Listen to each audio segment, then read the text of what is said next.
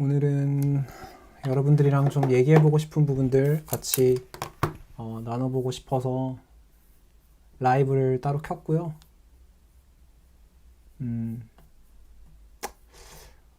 오늘 라이브 킨 이유는 제가 요즘에 어떤 생각하고 있는지 같이 얘기해보면서 유튜브 채널 방향성에 대해서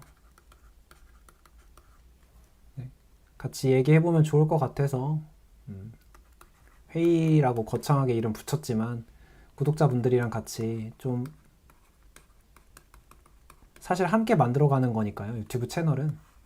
그래서 구독자분들과 함께 좀 정해보고 싶어서 제가 몇 가지 이제 방향성은 준비한 게 있는데요. 그걸 가지고 여러분들이랑 좀 이런저런 얘기 나누면서 편하게 앞으로 좀 어떤 거를 더 집중적으로 공부를 해볼까 우선순위를 같이 정하는 시간, 네, 그런 시간 가지려고 합니다.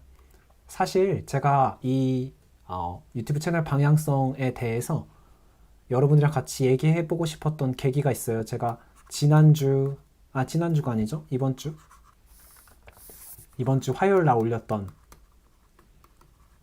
화요일에 올렸던 영상인데요.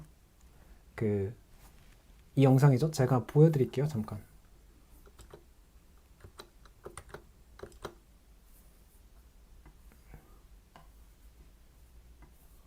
제가 잠시 보여드릴게요.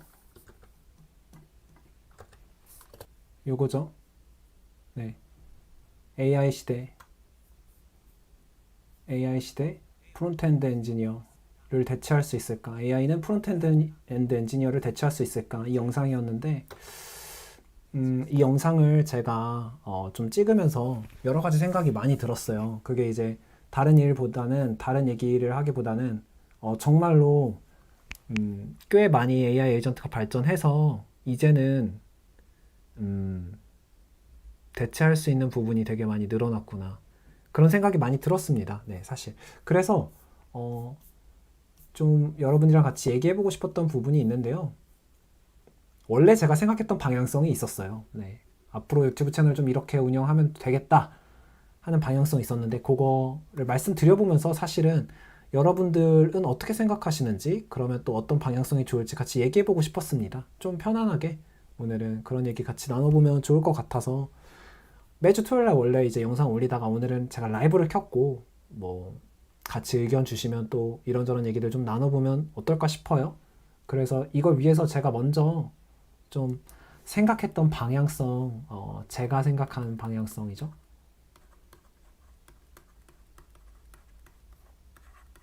같이 좀 나눠볼게요, 먼저. 네. 그래서 사실은 제가 요즘에 프로덕트 엔지니어 커뮤니티라는 걸 운영하고 있잖아요. 네. 이 프로덕트 엔지니어 커뮤니티를 운영하게 된 배경은 프로덕트 엔지니어라는 직업, 역할이라고 할까요? 점점 더 확장될 거라는 생각이 있었고 이게 뭘까 한다면 결국 제품 중심의 사고, 개발자라고 해서 개발만 하는 것이 아니라 제품 중심으로, 즉 사용자 중심으로 생각할 수 있는 이 사용자의 입장에서 문제를 정의할 수 있는 그런 엔지니어, 네, 그런 엔지니어가 프로덕트 엔지니어라고 생각했고 이렇게 생각하는 프로덕트 엔지니어가 되어야 한다. 그래야지 AI 시대에 살아남을 수 있다라는 생각이 있었어요. 네, 그런 배경이 있었고 그랬기 때문에 제가 좀 더 그런 부분에서 좀 고민을 하면서 여러분들이랑 이 제가 생각한 방향성을 더 공유해 드려야겠다. 왜냐하면 그래야지 이제 AI 시대에 경쟁력을 가질 수 있을 거라고 생각했기 때문이에요. 네. 진짜 경쟁력은 사용자 중심 사고, 문제 중심 사고 이런 것들을 기반으로 제품 중심 사고, 네, 이런 것들을 기반으로 문제를 정의할 수 있는 능력 이것이 이제 진짜 경쟁력이 아닐까 하는 생각이 있었어요. 사실 이런 배경 때문에 프로덕트 엔지니어 커뮤니티를 시작했는데, 그리고 뭐 사실 커뮤니티 시작하기 전에 이미 프로덕트 엔지니어 캠프를 먼저 시작했죠. 네. 그래서 이제 이런 것들 운영하고 있는데, 이게 사실은 더 구체적으로 여러 가지 보완 자료들이 함께 필요해요. 커뮤니티를 운영할 때 프로덕트 엔지니어라는 철학의 이 역할이 가지고 있는 더 근본적인 철학에 공감하시는 분들이 필요한데요. 이런 철학을 설명하기 위해서는 자료들이 필요하죠. 사실 여러 자료들이 많이 필요하기 때문에 제가 그 자료 중에 하나로 Next.js 까보기 강의를 출시했던 거이기도 했어요. 네. 왜냐하면 Next.js 까보기 강의의 의도는 말 그대로 Next.js를 더 깊이 공부하는 목적도 있었지만, 이 의도 중에는 질문하는 방법, 네. 이 질문하는 방법을 여러분들에게 전달하고 싶었어요. 어떻게 질문할 수 있는지. 그래서 더 나아가서는 스스로 공부하는 방법. 네. 이 스스로라는 게 뭐 해석하기 나름이겠지만 좀 역설적이게도 강의 없이요. 강의 없이. 이걸 설명하는 강의인데 이걸 보고 나면 강의 없이 스스로 공부하는 방법에 대해서 좀 전달해 드리고 싶었어요. 왜냐하면 결국엔 앞으로는 AI로 인해서 더 빠른 발전의 시대가 올 거고, 이런 빠른 발전의 시대 가운데에서는 아무래도 좀 어떻게 헤쳐나가야 하는지는 계속 바뀌기 때문에 스스로 공부하는 능력이 되게 중요해질 것 같은 거예요. 네, 그래서 제가 이런 스스로 질문하는 방법에 대해서 여러분들에게 설명하는 강의를 좀 준비했던 것 같아요. 제 의도는 그랬고, 근데 이거 잠시만요. 제가 지금 잘 채팅이 나오고 있는지 궁금한데, 라이브를 좀 보면서, 그쵸? 제가 지금 잘 라이브를 진행하고 있는지 봐야겠네요. 라이브가 켜진 건지 한번 보죠. 네, 잘 가고 있네요. 실시간 가고 있는데, 네, 채팅이 아직 안 올라와서 그런 건데요. 제가 한번 다시 봐볼게요. 채팅이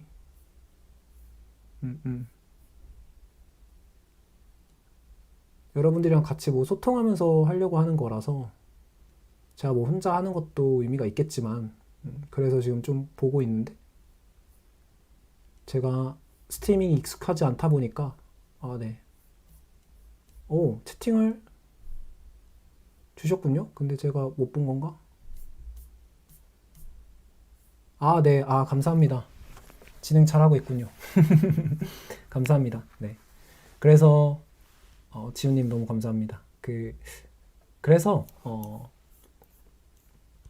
질문하는 방법을 좀 전달해드리고 싶었던 것 같아요. Next.js 까보기라는 강의를 통해서는 Next.js 자체에 대한 지식도 물론 전달해드리겠지만, 왜냐하면 기본적으로 강의는 조금 더 수동적인 학습 방법이잖아요. 그러니까 이게 다 비교적인 건데, 상대적인 건데, 수동적이라 함은 스스로 직접 뭐 공식 문서를 보고 강의 없이 공부하는 거에 비하면 수동적인 공부 방식인 거죠. 이게 나쁘다 좋다를 떠나서 AI 시대에는 이런 강의 자체가 사실 없는 지식이 되게 많아질 것 같은 거예요. 강의가 없는 지식. 왜 없는 지식이 많아지냐면, 너무나도 발전이 빠르기 때문에, 빠른 발전으로 인해서 계속 새로운 게 나오고, 이 새로운 거에 대해서는 물론 누군가는 발빠르게 강의를 찍을 수 있겠죠. 그런데 그 강의를 찍지 못하는 것도 되게 많을 거잖아요. 그러면 그런 특히나 이렇게 발전이 더 빨라지는 상황 속에서는 이런 이런 환경에서는 스스로 공부하는 능력이 되게 중요해지겠다. 결국 질문하는 방법을 아는 것이 되게 중요해지겠다. 좋은 질문하는 방법, 어떻게 질문하는 것이 좋은 질문인가. 사실 그런 의도를 가지고 Next.js 까보기 강의를 제가 출시한 거고요. 그게 이제 제가 말씀드리는 프로덕트 엔지니어의 철학을 뒷받침하는 자료였어요. 네, 자료 중에 하나죠. 이 강의 말고도 여러 가지 방식으로 제가 시도하고 있었는데 그중 하나는 캠프고요. 사실 캠프는 8주 동안에 정말 여러 가지 경험들을 하면서 실제로 기획도 해보고 뭐 설계부터 감사합니다. 영상. 네. 저도 오늘은 뭐 특별한 이 영상은 아니고 라이브를 켰어요, 제가. 그 이유는 여러분들이랑 또 같이 얘기해보면 좋을 것 같아서요. 편하게 또 중간중간 질문 주셔도 너무 좋고요. 오늘은 제가 이제 앞으로 유튜브 좀 어떻게 채널을 운영할지 그런 방향성에 대해서 여러분들이랑 회의하면 또 좋을 것 같아서. 회의라는 단어가 누군가에게는 너무 무거운 단어일 수 있는데 좀 편하게 의견을 교환하는 시간, 의견 나누는 시간, 네, 의견 나누는 시간이면 좋겠어요. 그래서 라이브 켰고 좀 얘기를 이어가면 그래서 유튜브 채널 이제 프로덕트 엔지니어라는 철학을 전파하는 다양한 자료들을 공유하는 목적으로 유튜브 채널을 운영하고 있다. 이렇게 이제 바뀌었다라는 얘기 드리고 있었고 그중 하나는 Next.js 까보기 얘기 드렸고 캠프는 사실은 유튜브 채널은 아니죠. 네, 근데 이제 계속 하고 있었고 네, 안녕하세요, 프롱트님. 그래서 캠프 하고 있었는데 아무래도 커뮤니티 프로덕트 엔지니어에 대한 철학을 다양한 자료로 전파하려고 하다 보니까 Next.js 까보기 말고 몇 가지 더 강의죠. 강의 형식이니까요. 강의를 준비하고 있는 게 있었어요. 뭐 가장 먼저는 이력서. 사실 이력서는 부분이고요. 이력서라고 쓰면 안 되겠네요. 이직. 네, 이직. 사실 더 조그맣게 취직. 왜 더 조그맣게냐면 뭐 이직이 경력자들 대상으로 하는 거라면 취직은 신입 대상으로니까요. 취직도 같은 맥락이긴 하지만 이직에 좀 더 초점을 맞춰서 강의를 하면 좋겠다. 근데 이것도 사실 제가 위에서 말씀드린 강의 없이 하는 제 강의의 방향성을 포함하는 강의였어요. 기획을 한 건데 어떻게 생각했냐면 가장 먼저는 왜 이직하고 싶은가부터 시작해서 왜 이직하려는가, 이게 사람마다 이유가 또 다를 수 있잖아요. 그러면 이것이 사실 가장 중요하고 이 이유를, 이 목적을 달성하기 위해서 이직을 하는 거니까요. 이거부터 시작해야 된다라고 생각했고 이력서란 무엇인가? 네. 무엇인가? 네. 이게 이제 왜 이력서를 갑자기 얘기했냐면 보통 이직하면은 뭐 단계가 있잖아요. 서류부터 시작해서 요즘에는 그래도 아직은 코테 보는데 있더라고요. 물론 바뀌긴 했지만 그게 뭐 과제일 수도 있고요. 그리고 이제 기술 면접 보고 끝나면 이제 컬처핏 보죠. 그리고 이제 연봉 협상하죠. 뭐 처우라고 또 하죠. 처우.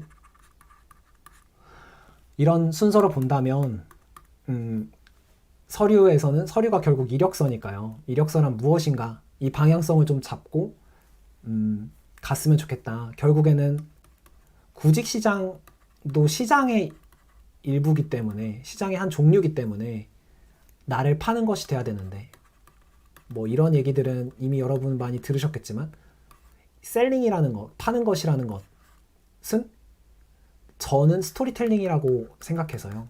네. 어떻게 이력서를 가지고 스토리텔링을 할 수 있는지 그런 얘기들 좀 나누고 싶었고 서류에 대해서는 코테는 뭐 말할 것도 없죠. 알고리즘,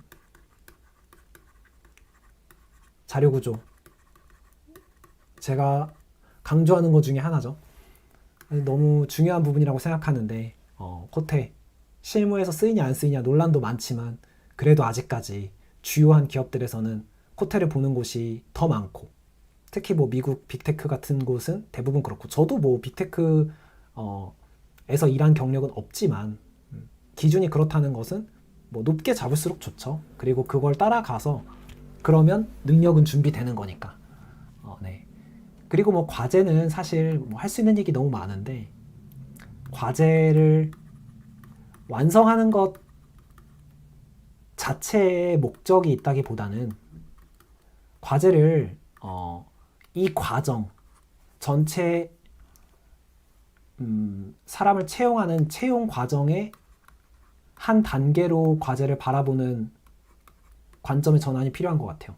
왜냐면 그렇게 되면 과제 전형을 딱 받고 과제 무조건 완성해야겠다라고 생각하는 게 아니라, 이거 전체 채용 과정의 한 단계네, 한 단계로서 과제가 있네 라고 생각한다면 과제 목적이 달라지는 거죠. 내가 이걸 통해서 이 과제를 완성할 때 내가 과제를 이렇게 완성한 이유, 즉 뭐 문제를 내가 어떻게 정의했는지, 이건 이제 파악이라고 할 수 있겠죠. 요구사항 정리죠. 네, 요구사항 파악이죠. 그리고 나서 어떻게 설계했는지, 네, 그리고 어떻게 구현했는지, 이런 나만의 이유, 과제를 이렇게 수행한 이유를 가지고 과제를 하는 것이 더 중요한 목적이다 하는 목적을 바라보는, 목적에 대한 생각의 전환이 필요한 거죠. 네, 이렇게 생각하시는 분들도 많을 거예요. 근데 제가 이제 한 번 더 짚어드리는 거고, 그래서 무조건 완성하는 게 중요한 게 아니라 이걸 내가 왜 이 과제를 이렇게 했는지, 내가 왜 이렇게 했는지, 그게 되게 중요한 것 같아요. 왜냐면 그게 있어야지, 왜 이렇게 과제를 했는지가 있어야지 결국엔 기술 면접 가서 같이 좀 더 좋은 결과를 맞을 수 있을 것 같아요. 기술 면접 가서 할 얘기가 있는 거죠. 소위 할 얘기를 만든다.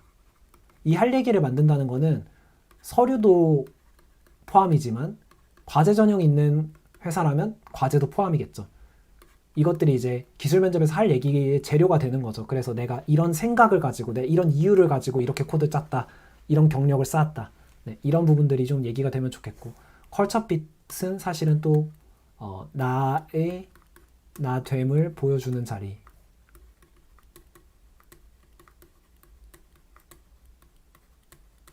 제가 지금 어떤 얘기들을 좀 나누려고 했냐면, 크게 보면은 프로덕트 엔지니어가 뭘까 했을 때, 그 프로덕트 엔지니어란 제품 중심의, 사용자 중심의 사고를 하는 엔지니어고, 문제 정의를 스스로 하는 거고, 비즈니스 감각을 가지고 있는 거고.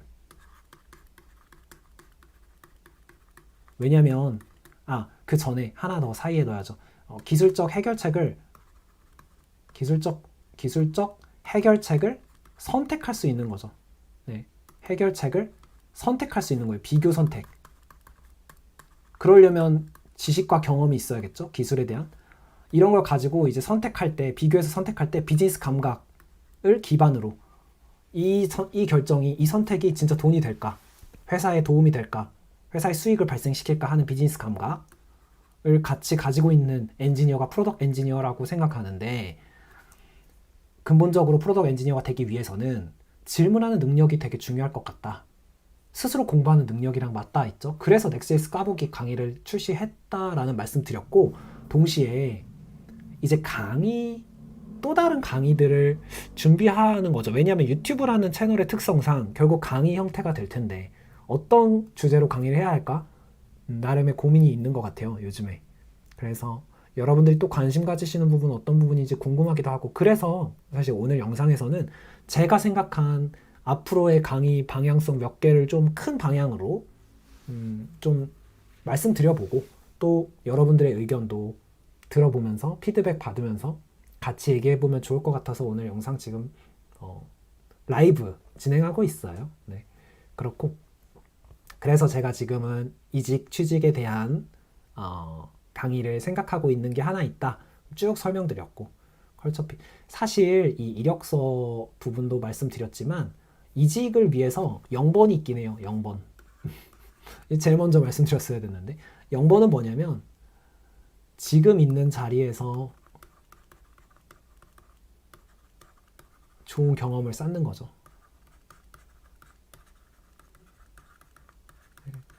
왜 이게 중요하냐면 결국엔 이직할 때 다른 회사로 가는 목적은 여러 가지가 있겠지만 더 좋은 자리로 가고 싶어 하잖아요. 그러면 그런 지금 있는 자리에서 좋은 경험을 좀 미리 하는 게 되게 중요하겠더라고요. 네, 그래서 0번으로 말씀드렸고, 네, 지훈님이 또 얘기해 주셨군요.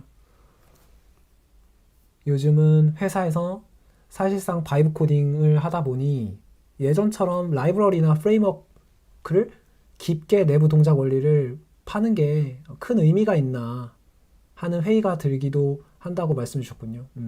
바이브 코딩 하는 거니까요. 그쵸? 바이브 코딩 하다 보니까 프레임워크, 라이브러리 같은 거 내부 동작 원리를 깊게 파는 게 의미가 있을까? 동작 원리. 그쵸? 이제 깊게 파는 능력, 동작 원리를 파는 것보다는 뭐 어떤 설계를 할지. 설계 능력. 아, 그쵸. 설계 능력이 더 중요한 거 아닌가.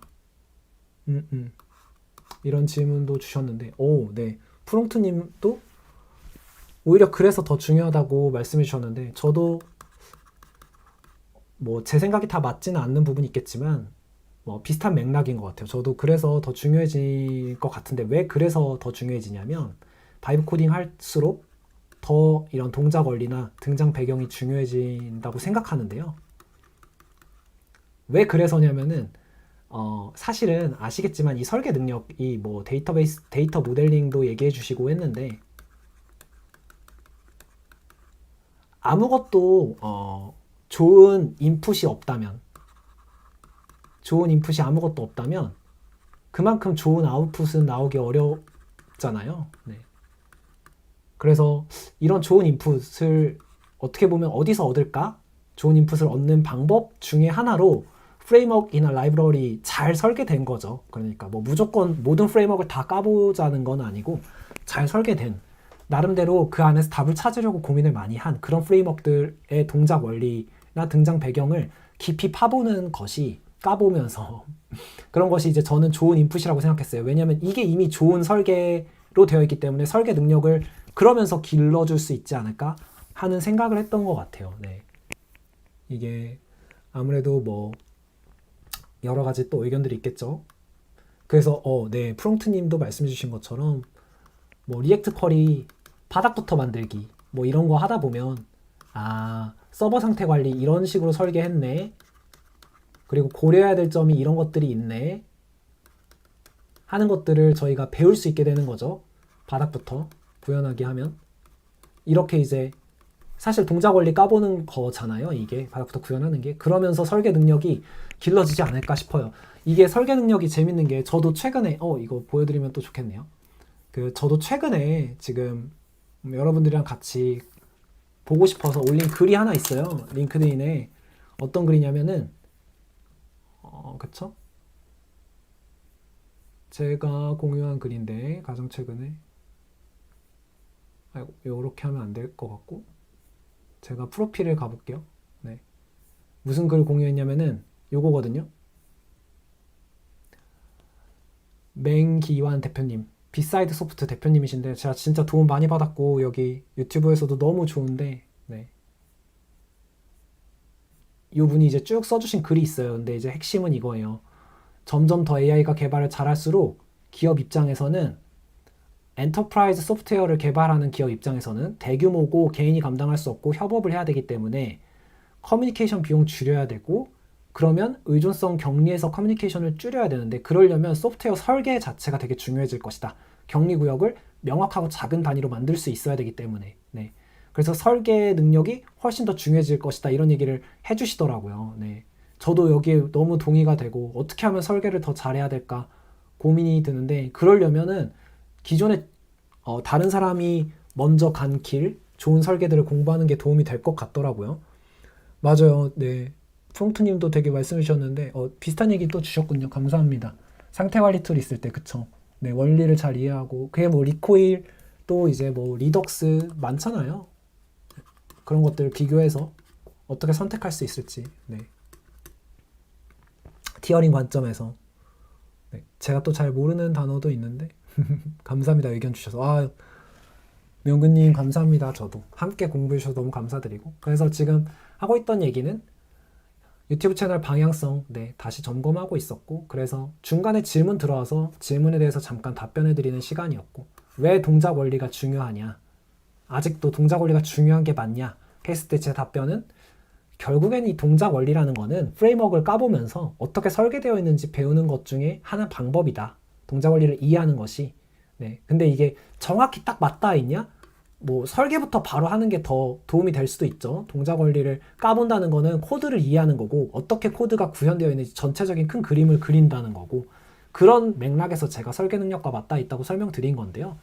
그렇지만 너무 또 동작 원리를 깊게 파는 것이 반드시 설계 능력이랑 직접적 연관이 있냐 하면 밸런스가 필요한 것 같아요.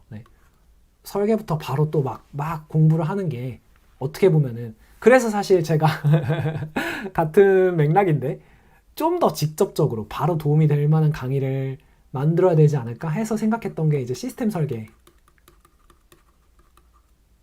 시스템 디자인이죠.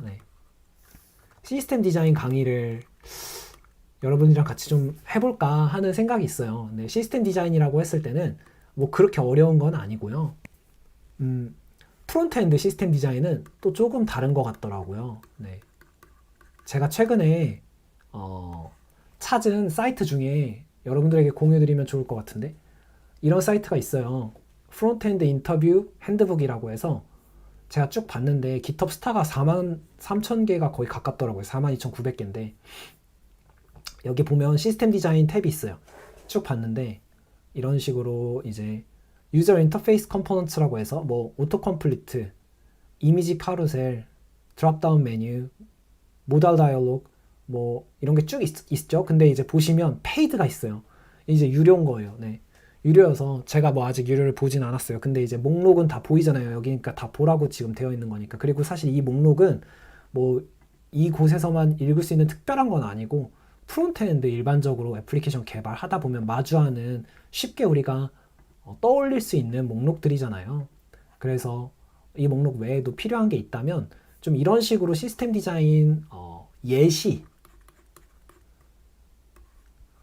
수많은 예시들을 좀 같이 설계해보면서 직접적으로 설계 역량을 좀 더 키우는 건 어떤가 하는 고민도 있어요. 그래서 지훈님이 이제 고민하시는 부분 제가 충분히 너무 이해가 되고, 왜냐면은 그런 부분이 이제 어쩌면 조금 돌아간다고 느껴져서 더 그러실 수 있다는 생각도 들어요. 근데 이제 이건 또 다른 얘기지만 동작 원리 자체를 공부하는 데서 얻는 이점도 분명히 있지만요. 그것과 별개로 설계 능력 자체에 좀 더 집중해야 되지 않나 하는 생각도 있어서, 뭐 이직 취직 강의도 준비했지만 또 시스템 디자인 강의도 또 준비를 할까 하는 고민이 있다. 이런 방향성에 대해서 여러분들이랑 같이 얘기해보고 싶어서 오늘 유튜브 라이브 켠 거예요. 그래서 시스템 디자인 하면 방금 제가 잠깐 보여드렸잖아요. 이런 목록들. 근데 이제 프론트엔드 설계는 보시는 것처럼 조금 약간 달라요. 보면은 예를 들면 이제 유저 인터페이스 컴포넌트 어플리케이션스 해서 뭐 뉴스피드, 이커머스 마켓플레이스 이런 거 있는데, 설계가 아까도 말씀드렸지만 UI 컴포넌트 설계가 있고요. 이게 왜 컴포넌트 설계가 더 중요해질 것 같냐면은, 제가 그 얼마 전에 라이브에서 한번 보여드렸는데 모달 띄우는 거, 인터셉트 라우트 사용해서, 정확히는 패러렐 라우트랑 같이 Next.js요. 이거 모달 띄우는 거 구현할 때 제가 어떻게 했냐면은, 지금 메모 남아있는지 한번 같이 잠깐 보면 좋을 것 같은데, 그쵸, 여기 남아있네요. 제가 이렇게 구현을 했었어요. 이렇게 해서 뭐 핵심 기능 해가지고 회원가입 후에 로그인을 성공한 유저가 커뮤니티 랜딩 페이지 도착 시 모달을 띄운다 하고, 모달 띄우는 조건 쓰고 모달 구현 어떻게 할지 쓰고, 이렇게 해가지고 이제 커서한테 그냥 바로 주니까 커서가 이제 그거 기반으로 해서 완성을 해준 거였어요. 어디 있을까? 제가 보여드리려고 하는데, 그쵸? 요거였던 것 같아요. 비슷한데 제가 여기 있네요. 그래서 뭐 가이드 모달 만들고 이렇게 이제 순식간에 다 만들어 주더라고요. 이것만 썼을 뿐인데, 그쵸? 이제 이런 게 설계라고 생각했어요. 되게 자그마한 설계죠, 사실은. 근데 이제 이런 기능 설계부터 포함해서 UI를 어떻게 구현할지 이런 설계들, 네, 다양한 방법이 있을 수 있잖아요. 그러면 이 설계를 하면 이제는 말 그대로 바이브 코딩, 사실은 더 정확히 말하면 바이브 코딩은 엄밀하게 말하면 바이브 코딩이랑은 좀 다르죠. 왜냐하면 바이브 코딩은 말 그대로 정말 자연어로 하는 건데 저는 이거를 바이브 코딩 for 엔지니어, 그러니까 엔지니어를 위한 바이브 코딩이라고 이름을 붙이고 싶어요. 엔지니어를 위한 바이브 코딩. 즉 뭐냐면 설계를 엔지니어가 하고 그 설계를 그대로 바이브 코딩처럼 프롬프트로 주는 거예요. 자연어가 아니죠. 설계죠. 네, 설계를 해서 거서 같은 에디터에다가 프롬프트, 에이전트에다가 프롬프트로 주면 그 에이전트가 직접 개발해주는 그런 코딩 방향을 생각하고 있어요. 근데 그러려면 아마 그렇게 미래의 코딩 방향이 바뀔 텐데 그러려면 설계 능력이 더 중요해질 것 같아서 프론트엔드 설계는 조금 다르잖아요. 그래서 이제 백엔드 설계와는 좀 다르잖아요. 데이터베이스 모델링이 주를 이루는 것과는 좀 달라서 UI 컴포넌트, 실제 구현 어떻게 하는지, 그게 이제 뭐 아까 잠깐 봤던 이미지 카루셀도 있고요. 다양하게 있을 수 있겠죠, 예시가. 그런 예시들 하나씩 같이 풀어보면서 다양한 예시를 일단 봐야 감을 또 잡으실 수 있을 거니까, 아, 설계 이렇게 하는 방법들이 있구나. 그러면 트레이드오프는, 그러니까 다양한 해결책 중에서 비교 선택을 어떻게 하는지, 무엇을 비교하고 어떤 관점에서죠. 어떤 관점에서 비교하고 선택하는지, 그 관점을 여러분들이 가져가시면 좋겠다. 계속 일관된 맥락이죠, 사실. 네. 그래서 여러분들이랑 그런 얘기들을 좀 나누면 어떨까 싶었어요. 또 UI 컴포넌트 설계 이어서 보면은 애플리케이션 설계도 있잖아요. 이거는 또 재밌는데 좀 확장해서 성능에 대한 얘기도 할 수 있죠. 성능에 대한 얘기에서 뭐 엔진엑스 같은 웹서버를 붙일 수 있고요. 네. 그래서 실제로 돌아가는 우리 서버가 있을 수 있고, 그 서버에 이제 엔진엑스가 떠 있는 구조겠죠. 그래서 뒤에 이제 애플리케이션 서버가 있겠죠. 앱 서버가 있고 같이 이제 연결돼서 돌아가는 구조일 거고, 이 앞에 뭐 로드 밸런서 같은 게 있을 수 있죠. 그래서 다양한 서버들에게 로드 밸런싱을 해줄 수 있고요. 그 앞에 또 뭐 관련해서 캐싱하는 것도 같이 얘기해 볼 수 있겠고, 캐싱 레이어 중간중간에 어디다 걸지, 캐싱 레이어를 뭐 그러면서 자연스럽게 CDN에 대한 얘기도 나올 수 있고요. 이런 식으로 어플리케이션 좀 더 어플리케이션 설계보다 더 큰 범위네요. 이건 어플리케이션 좀 다른 얘기겠죠. 이거는 뭐 더 나아가서 네트워크까지 고려한 설계인데, 이게 제가 좀 용어가 애매한데요. 왜냐하면 누구는 애플리케이션을 이 범위까지 다 포함해서 보기도 하기 때문에 용어가 애매한 건데, 지금 여기서 애플리케이션을 말했던 거는 프론트엔드 혹은 이제 백엔드까지 포함한 풀스택 애플리케이션에 대한 설계여서, 이거는 좀 더 구체적으로는 앞에서 지훈님도 잠깐 얘기해 주셨던 것처럼 데이터베이스, 데이터 모델링 같은 얘기들 할 수 있을 것 같아요. 네. 그리고 이게 이제 프론트엔드 입장에서 보면은 엔티티가 되겠죠. 백엔드 입장에서 보면은 말 그대로 진짜 DB 테이블 모델링이 되겠죠. DB 모델링이 될 거고, 테이블에 이제 어떻게 테이블을 설계할 것인가에 대한 얘기라면 백엔드는, 프론트엔드는 이제 엔티티에 대한 얘기들 나눌 수 있겠고, 이런 식의 데이터베이스 모델링을 포함해서 또 다양한 웹앱에 대한 전반적인 내용에 대한 설계를 다룰 수 있겠죠. 그런 게 이제 애플리케이션 설계고, 이건 이제 네트워크 포함한 전반적인 돌아가는 구조에 대한 설계고, 이런 이제 설계에 대한 내용들을 좀 강의로 찍을까 하는 고민도 있습니다. 네. 그래서 이런 부분도 고민이 있고요. 그리고 사실 제가 계속 조금씩 강조하고 있는 이게 이제 시스템 디자인 for 프론트엔드고요. 그쵸? 예시를 좀 많이 하면서 어떻게 보면은 시스템 디자인 강의가 대부분 비슷한 맥락인 것 같은 거예요. 예시를 쭉 설명하는 구조. 근데 저는 조금 또 고민이 되는 거는 이 포맷이 다 비슷비슷한데 포맷을 살짝 바꿀까 해서 특정 앱을 좀 왜 그런 구조로 나왔는지 이유부터 먼저 설명하는 방식으로 좀 바꿔볼까 하는 고민도 있습니다. 어쨌든 시스템 디자인이 또 하나의 큰 방향성이고요. 이직 취직 말고요. 그리고 이제 마지막으로 제가 또 생각하고 있는 거는 두 가지인데 일단은 하나만 먼저 말씀드리는 게 좋겠네요. 네. 같은 맥락에서 나왔던 거라서 알고리즘 자료구조 이것도 강의를 생각하고 있어요. 왜 그러냐면 제가 얼마 전에 그 올렸던 영상 잠깐 보여드렸었는데 그쵸? 요거 영상 근데 이제 앞으로 이제 엔지니어가 해야 할 일 얘기 드리면서 결국에 알고리즘 공부하는 게 되게 중요해질 것이다 하는 얘기를 드렸는데요. 이게 뭐 제가 다 미래를 정확하게 예측할 수 있어서 얘기를 드린다기보다는 지금까지 제가 개발하면서 그냥 요즘에 특히 더 많이 느끼는 점인 것 같아요. 그래서 여러분들과 함께 사실 이게 진짜 어려운 점이 뭐냐면 스스로 공부하기가 되게 어렵다는 게 좀 그런 것 같아요. 네. 펭기날님 감사합니다. 함께 공부해 주셔서 너무 감사드리고 알고리즘 같은 경우는 스스로 공부하기가 특히 어렵다. 그래서 아무래도 위의 맥락이랑 또 비슷한데 강의가 필요하지 않나 싶고 사실 이것도 또 동일한 내용인데요.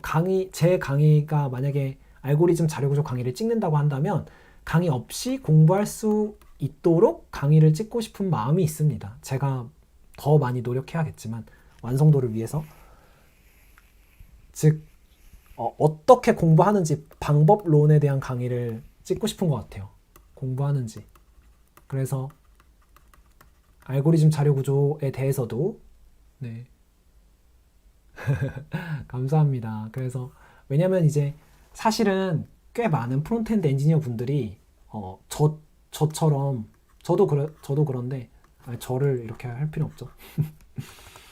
저처럼 비전공자분들이 꽤 계시는 것 같아요. 그리고 사실은 전공자분들 중에서도 또 알고리즘은 마치 헬스 같아서 하기 싫은데 하면 건강에 도움이 되는 그런 느낌이라서 하기 싫은데 하면은 컴퓨테이셔널 띵킹에 도움이 되는 느낌이라서 그래서 뭐 비전공자 전공자 가릴 거 없이 알고리즘은 해야 된다는 걸 모두 알지만 하는 게 쉽지 않은 그런 주제인 것 같아요. 근데 점점 더 AI 시대가 올수록 AI 시대가 더 진행될수록 알고리즘 자료 구조는 더 중요해질 것이다 라는 게 의견이어서 관련해서 이것도 강의를 찍어볼까 하는 그 방향성은 뭐 어떻게 공부하는지인데 기본적으로 쭉 나오잖아요. 뭐 스택큐 이런 자료 구조부터 시작해서 뭐 정렬,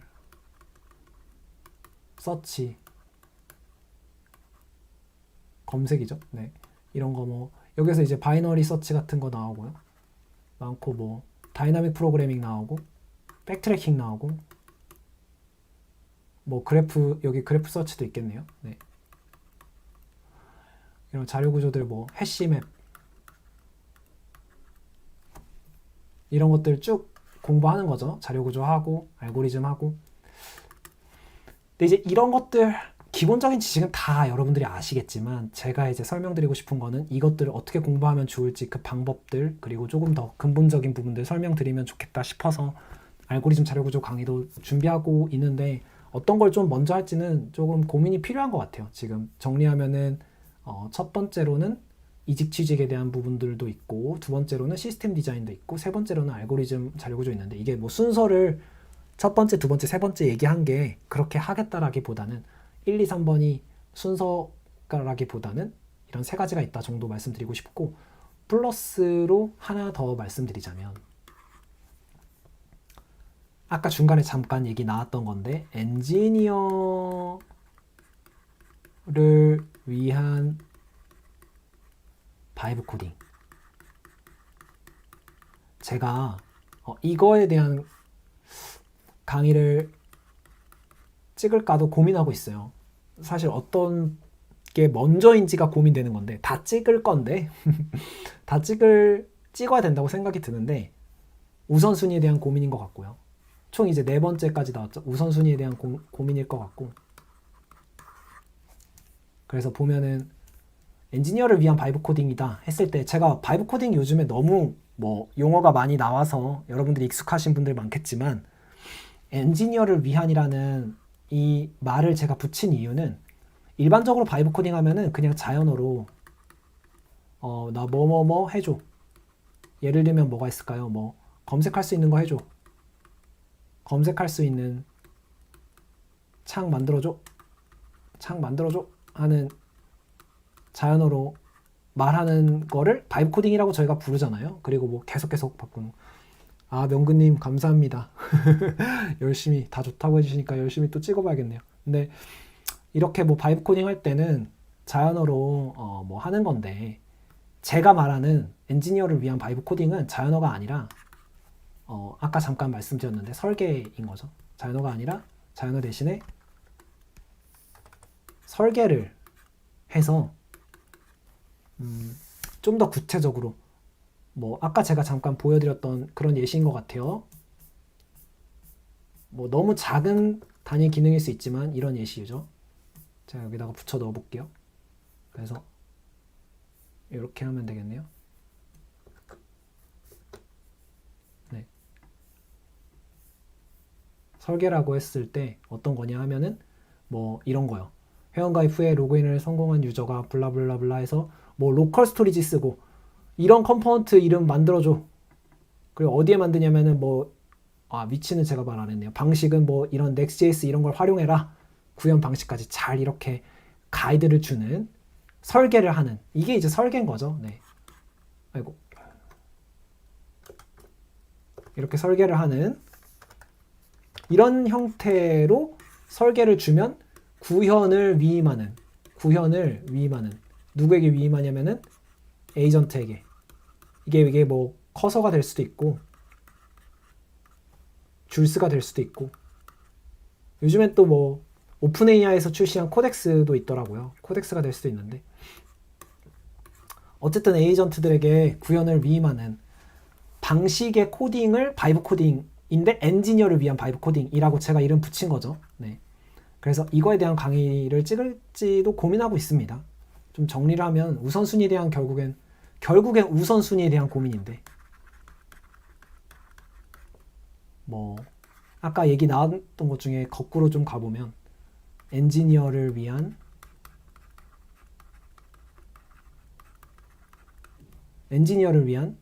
바이브 코딩이 있죠. 그리고 시스템 디자인 있죠. 순서가 뭐 조금 바뀔 수 있는데 알고리즘 있죠.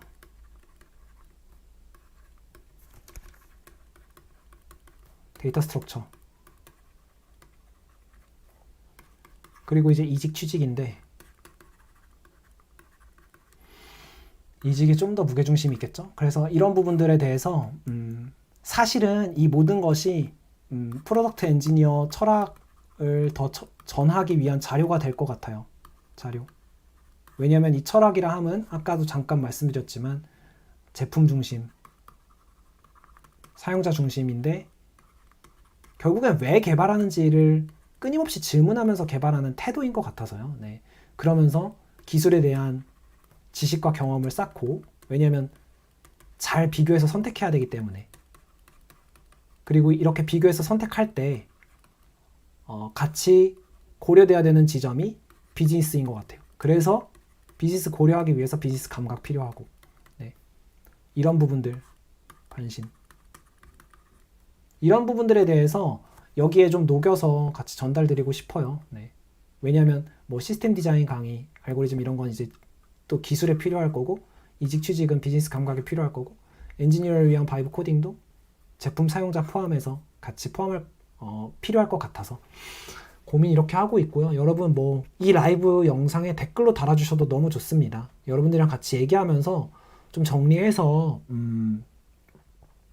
같이 결정하는 게 더 좋을 것 같아요. 제가 생각하는 부분도 당연히 좋겠지만 제가 또 좀 더 정리된 형태로 유튜브 커뮤니티에도 물어볼게요. 그래서 여러분들 의견 주시면 적극 반영하겠습니다. 그래서 같이 유튜브 채널 좀 만들어 보면 좋을 것 같고, 그리고 또 하나는 여러분들에게 말씀드리고 싶은 건데, 저희가 커뮤니티를 만들었어요. 프로덕트 엔지니어 커뮤니티라고 해서 여기 보시면 지금 이제 사실은 또 대대적인 개편이 한번 곧 있을 예정인데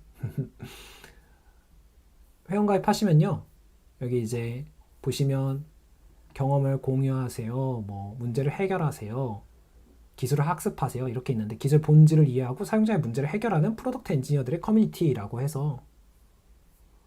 아, 감사합니다, 명근님. 지금 순번 요걸 말씀하시는 거겠죠? 이 순번 저도 고민해가지고 네, 잘 좀 준비해서 하나씩 풀어보겠습니다. 요거는 커뮤니티는 이제 뭐 제가 추천을 쭉 하면서 썼는데 한번 읽어보시면 너무 좋고, 그리고 이제 함께 성장하기 딱 가보면 퀘스천스가 있습니다. 네, 퀘스천스에서 뭐 다양하게 이렇게 질문들 많이 올려주셨어요. 또 답변도 있고, 회사 업무 외에 어떻게 성장하는 데 도움 받고 계시는지, 그리고 디스커션스도 이런 식으로 컨텍스트 관리에 대해서 고민하는 부분이 있어서 같이 얘기 나누고 있어요. 이 목적이 다른 건 없고요. 정말 기술의 본질을 이해하고 사용자의 문제를 해결하는 엔지니어들, 프로덕트 엔지니어들이 더 많아졌으면 좋겠어서 커뮤니티 만들었어요. 많은 관심 가져주시고 오셔서 보시고 또 의견 나눠주시고 기술적인 얘기도 많이 나눠요. 근데 이제 이거 대대적인 개편이 있을 거라고 말씀드렸는데, 지금은 퀘스천스, 디스커션스 두 개만 있는데요. 이 두 개를 이제 좀 쪼개서 주제별로 좀 나누려고 해요. 예를 들어서 뭐 코드 리뷰를 받을 수 있는 코드 리뷰 게시판도 만들려고 하고, 혹은 또 생산성이라는 주제로, 보통 저희가 DX라고 하잖아요. Developer Experience라고 해서 개발자 인프라들 그런 거 관련해서 생산성 어떻게 높일지 고민하는 생산성 게시판, 또 FSD 제가 되게 관심 있는 주제죠. 피처 슬라이스 디자인, 그 설계 방법론에 대한 게시판, Next.js 게시판도 있고요. 그런 식으로 게시판 좀 쪼개려고 합니다. 근데 뭐 그 전에도 여러분들 다양한 글들 읽어보시면서 관심 가져주시고 댓글 써주시고, 또 글도 질문 아무거나 다 좋아요. 좀 편하게. 제가 좀 무겁게 멘트를 썼나 싶은데, 기술과 철학에 대한 모든 질문 막 이렇게 해서. 근데 그런 거 아니고 좀 편하게 쓰셔도 되고, 그래서 같이 얘기해보면 좋을 것 같아요. 커뮤니티 오셔서. 그래서 사실은 같이 이런 거 좀 공부하면서 제가 정말 하고 싶은 방향성은, AI 시대가 오잖아요. 이미 왔죠. 네, 이미 왔는데 이 AI 시대에서 우리가 같이 방향을 좀 찾아서 더 발전된 방향으로 나아가면 좋겠습니다. 그래서 프로덕트 엔지니어가 되는 게 저는 더 발전된 방향이라고 생각하는데, 다른 분들도 프로덕트 엔지니어가 함께 되어서 더 발전된 방향으로 가서 AI 시대에 살아남는 걸 넘어서 정말 역량을 갖춰서 대체 불가한 엔지니어로 성장하는 우리가 됐으면 좋겠습니다. 네, 오늘 쭉 이런저런 제 생각들 같이 나누었는데요. 여러분 편하게 뭐 댓글도 좋고 다 좋습니다. 그리고 저도 이거 유튜브 커뮤니티에 뭐 투표 형태로든지 한 번 더 올려서 의견을 여쭤볼게요. 그래서 좀 방향성을 정하면 좋을 것 같고, 네, 그렇게 해서 여러분들이랑 같이 의견 나눈 대로 차근차근 또 주제에 관해서 영상 올려볼게요. 제가 운영하는 유튜브 채널이 다른 일반적인 채널이랑 조금 다른 점이 있다고 생각하는데요. 간단하게 볼 수 있는 영상들은 별로 아닌 것 같긴 해요. 왜냐면 보통 유튜브 채널 보면은 뭐 5분, 10분 내외로 해서 간단한 팁 같은 것 위주, 혹은 정보 공유 위주, 이렇게 영상들이 많이 올라오는데요.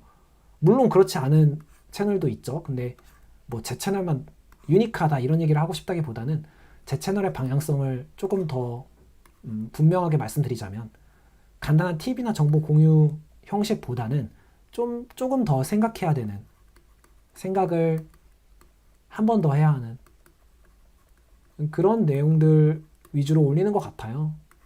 그래서 그러다 보니까 이제 아래 주제들이 나왔던 것 같고요. 함께 여러분들 공부해 주셔서 너무 감사드리고, 이런 거 안에서 같이 얘기 나눠보면 너무 좋을 것 같습니다. 오늘 함께 해주신 분들 너무 다들 감사드립니다. 뭐 지훈님, 또 다하게 오셨는데 고정남님, 프롱트님, 지명근님, 펭귄알님 다 너무 감사드리고 오늘 라이브는 여기서 종료해 보겠습니다. 제가 또 기회가 되면 이렇게 라이브 켜고 앞으로 이거 외에도 또 TID라고 해서 뭐 오늘 개발한 Today I Developed 오늘 개발한 내용 라이브 올릴 생각도 있어서요. 차근차근 같이 여러 군데에서 만나면 너무 좋을 것 같습니다. 여러분 항상 감사드리고 오늘 저녁 잘 보내시고요. 그럼 라이브 종료하겠습니다. 여러분 각자의 자리에서 공부하시는 모든 분들 화이팅이고 그럼 안녕.